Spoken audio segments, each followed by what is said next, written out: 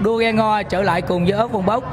sau khi gián đoạn một năm vì Covid-19. Cùng với đó là Ngày hội văn hóa thể thao Khmer Nam Bộ 5 năm mới diễn ra một lần, sau hơn 2 thập kỷ được tổ chức các tỉnh thành bạn thì mới quay trở lại Sóc Trăng chúng ta. Cả hai sự kiện lớn này cùng diễn ra trong ớt Bốc, cho nên có thể nói năm nay ớt Bốc thật là tưng bừng rộn rã và một giải đua hết sức là quy mô, rất là kịch tính. Và bây giờ trên màn hình chúng ta thấy trận bán kết 2. Trận bán kết 2 cũng đã xuất phát. Đó là Quách Bích của Vĩnh Châu và Ông Kho của Thanh Trị. Hai màu áo hết sức là quen thuộc. Quách Bích bên phải màn hình trong trang phục màu xanh đậm, còn Ông Kho đó là một màu tím. Ông Kho, Càng Long, Phong Tức Chắc là những đội có trang phục mà chúng ta nhìn ngay là nhận ra họ, dù cho họ mới xuất phát thôi. Số ghe 34 trong trang phục màu tím là Ông Kho, còn ghe số 2 là Quách Bích của Vĩnh Châu. Hai trận bán kết cực kỳ hấp dẫn đang chờ đợi chúng ta. Đây là trận bán kết đầu tiên. Phong Tử Chắc bơi bên phải màn hình. Như vậy là Phong Tử Chắc đã bỏ quá xa so với Băng Tôn Sa. Bất ngờ đã xảy ra. Không biết là Băng Tôn Sa có sự cố gì hay không, nhưng nếu như xét về phong độ thì có lẽ tôi nghĩ rằng trận bán kết không khi nào có một khoảng cách như thế này. Nhưng đó là thực tế đã diễn ra.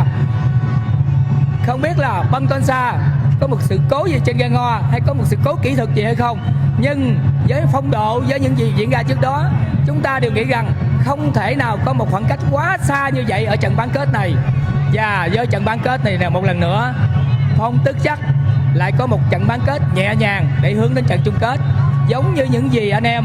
ở năm 2019. Chúng ta nhớ 2019 cũng vậy, ở trận bán kết trong khi Ông Kho và Càng Long là một trận bán kết nảy lửa thì Phong Tức Chắc lại có một trận bán kết rất là nhẹ nhàng. Lúc đó là Bodhisararam có sự cố trên ghe ngo. Còn bây giờ chúng ta thấy một lần nữa Phong Tức Chắc bước vào chung kết sau khi có một trận bán kết rất là nhẹ nhàng. Xin chúc mừng Phong Tức Chắc. សូមអបអរសាទរក្រុមទំងវត្តបងទឹកចាស់ក្នុងលើកប្រកួតពាក់កណ្ដាលប្រាច់ប្រត់លើកទី1គឺថាបានយកឈ្នះចំពោះក្រុមទំងវត្តបឹងតន្សាបានផ្ដាច់យ៉ាងឆ្ងាយខុសប្លែកពីឆ្នាំ2020គឺថាក្រុមទំងវត្តបឹងតន្សាបានយកឈ្នះលើក្រុមទំងវត្តបងទឹកចាស់ក្នុងរង្វង់8ទូកក្នុងលើកនេះទូកទាំងពីរវិលមកជួបគ្នាក្នុងរង្វង់ពាក់កណ្ដាលប្រាច់ប្រត់គឺថាលទ្ធផលទំងវត្តបងទឹកចាស់បានផ្ដាច់យ៉ាងឆ្ងាយចំពោះក្រុមទំងវត្តបឹងតន្សាដើម្បីចូលប្រណាំងក្នុងរង្វង់ផ្ដាច់ប្រត់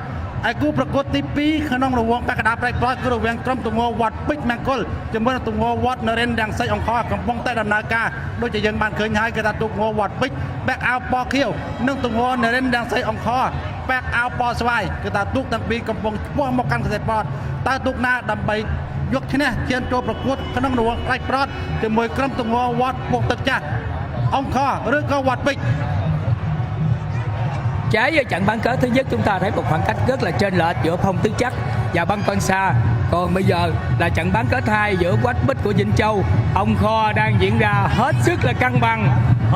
cân bằng, kẻ 8 lạng người nửa cân ở trận bán kết này. Thưa quý vị và các bạn, chúng ta đang xem trận bán kết 2. Đây là Ông Kho, trang phục màu tím, số ghe 34. Còn đối diện đó là Quách Bích của Vĩnh Châu, ghe số 2 trong trang phục màu xanh. Hai ghe vẫn còn rất là cân bằng. Không hiểu vì sao mà mỗi trận đấu của Ông Kho đều diễn ra cân bằng như thế, đặc biệt là khi bước vào bán kết. Bán kết với Càng Long năm trước cũng như vậy, và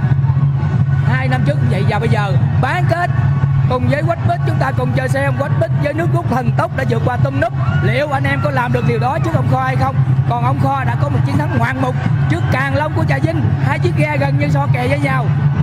Quách Bích, Ông Kho, Quách Bích, Ông Kho, cả hai đã bước vào khán đài, điều gì sẽ xảy ra? Quách Bích và Ông Kho, Quách Bích và Ông Kho vẫn còn hết sức cân bằng, Quách Bích và Ông Kho. Chúng ta cùng chờ xem Quách Bích và Ông Kho. Và hãy hết sức cẩn thận ở giây phút này, hết sức